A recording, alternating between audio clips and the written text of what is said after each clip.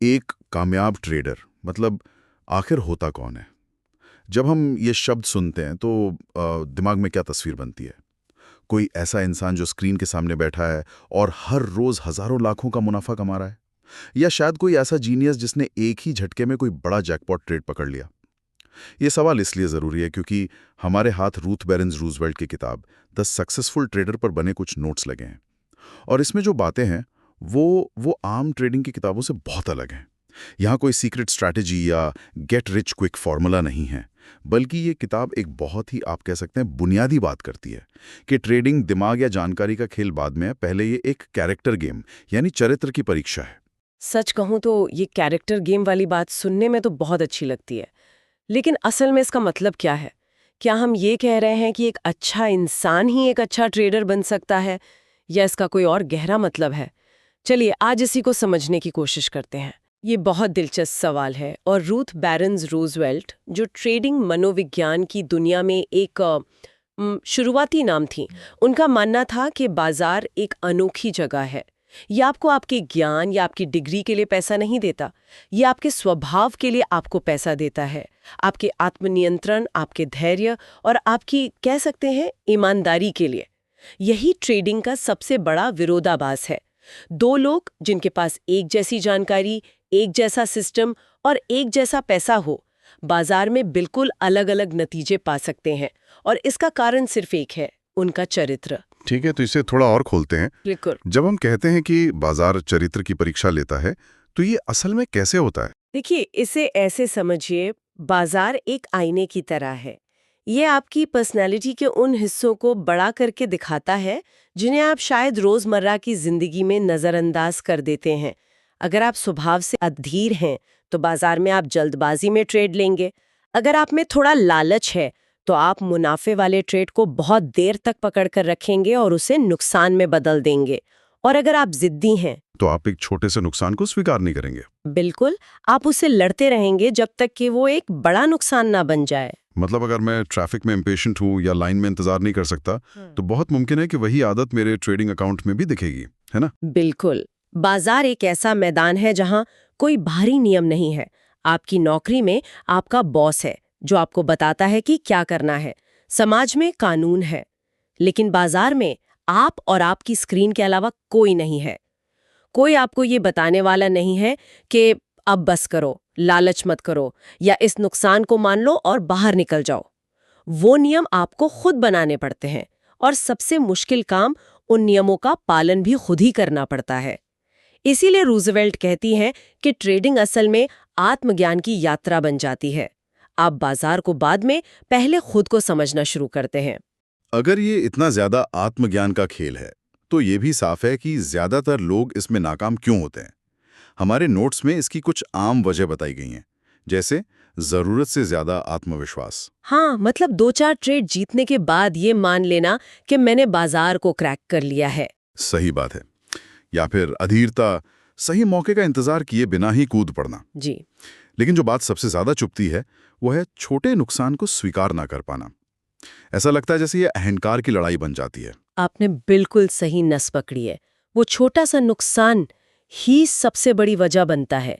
Ruth का एक बहुत मजबूत कथन है, नाकामी बाजार से नहीं आती, बल्कि अपने ही नियमों को नजरअंदाज करने से आती है। वाह!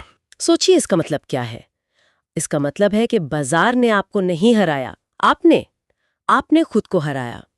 आपने एक नियम बनाया था कि मैं 1% से ज्यादा नुकसान नहीं लूंगा, लेकिन जब वो पल आया तो आपके अहंकार ने कहा, नहीं, मैं सही हूं, बाजार गलत है, ये अभी वापस आएगा, और बस वहीं से बर्बादी की शुरुआत होती है। तो फिर कामयाब ट्रेडर क्या अलग करते हैं? अगर नाकाम ट्रेडर का दुश्मन उसका अपना अहंकार और भावनाएं हैं, तो कामयाब ट्रेडर के हथियार क्या हैं? उनके हथियार बहुत सीधे साधे और, सच कहूं तो, सुनने में बोरिंग लगते हैं। पहला और सबसे बड़ा नियम, प्रॉफिट बाद में, अपनी पूंजी की सुरक्षा पहले। एक नया ट्रेडर सोचता है कि मैं बाजार में पैसा कमाने आया हूं। एक अनुभवी ट्रेडर सोचता है कि मैं बाजार में टिके रहने आया हूं। वो जानता है कि अगर उसकी पूंजी सुरक्षित है, तो मौके तो कल भी मिलेंगे।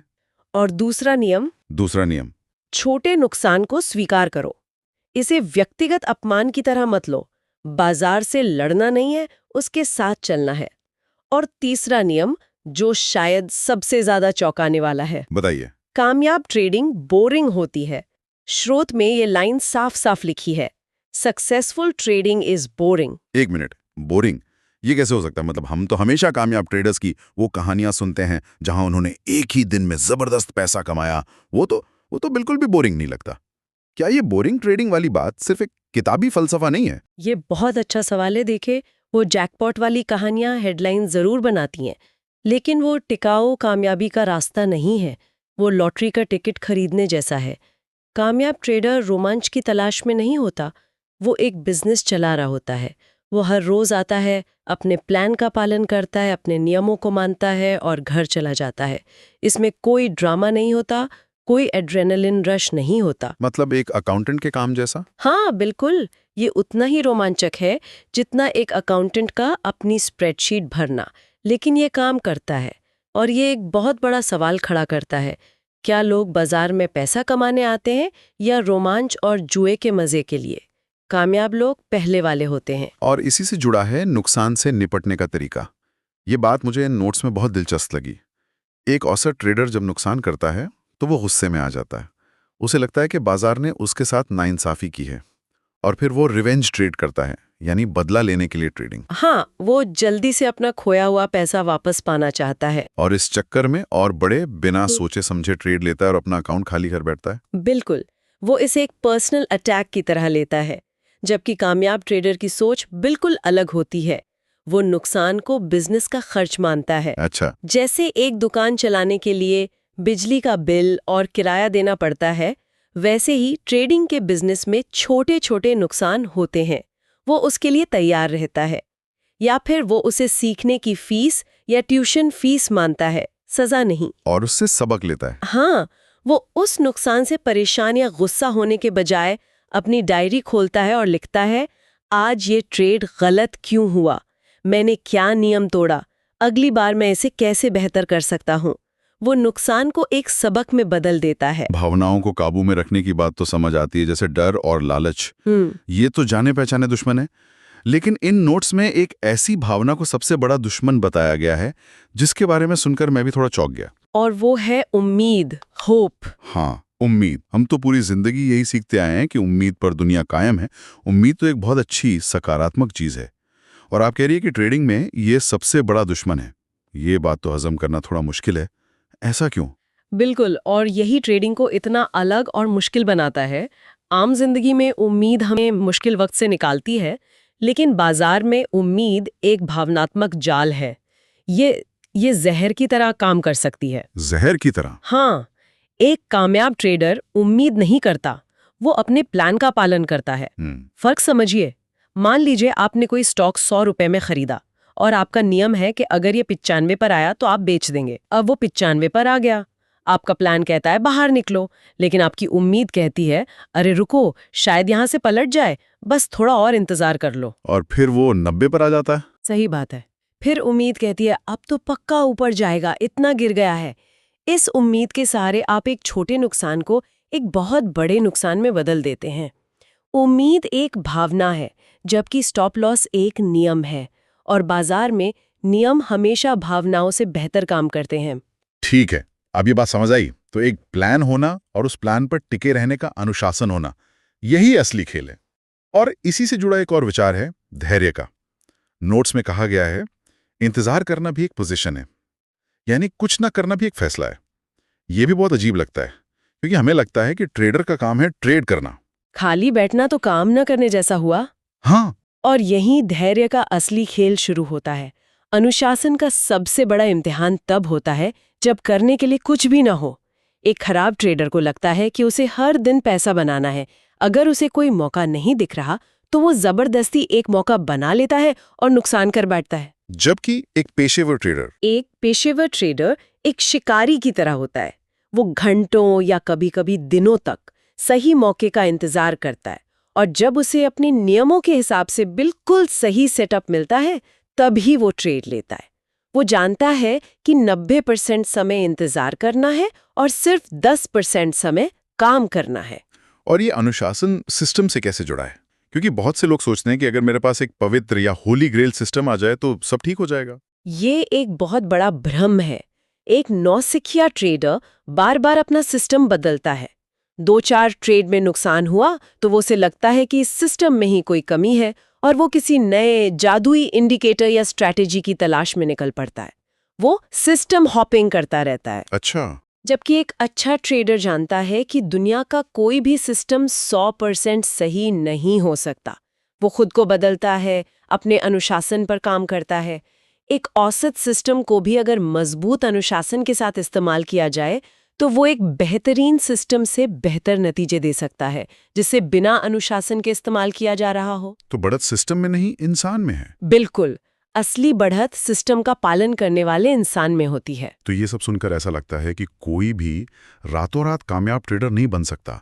ये एक पूरी यात्रा है, एक बदलाव का सफर है। नोट्स में एक ट्रेडर के विकास के 4 चरणों का भी जिक्र है। हाँ। और ये चरण लगभग हर ट्रेडर की कहानी को बयां करते हैं। पहला चरण है उत्साह का चरण।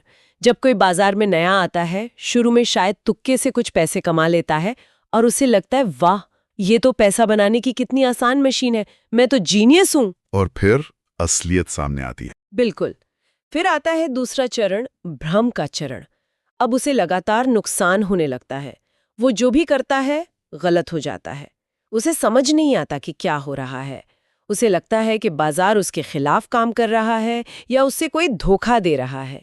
ज्यादातर लोग इसी चरण में हार मानकर बाजार छोड़ देते हैं। लेकिन जो टिके रहते हैं वो तीसरे चरण में पहुंचते हैं। हाँ, और ये सबसे जरूरी चरण है, अनुशासन का चरण।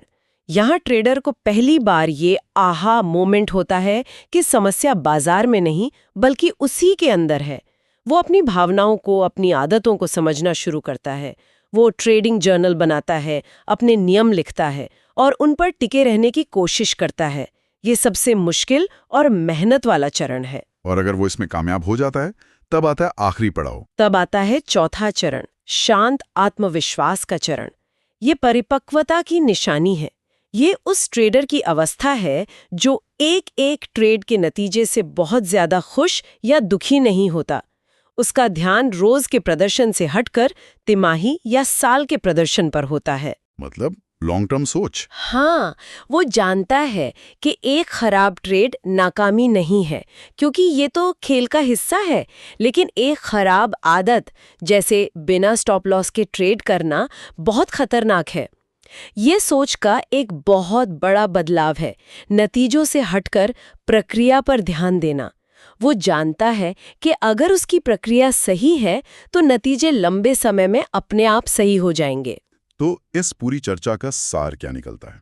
रूथ बैरन्स रूजवेल्ट की किताब पर आधारित ये नोट्स हमें 3 सुनहरे सबक देते हैं। पहला, बाजार एक शिक्षक है।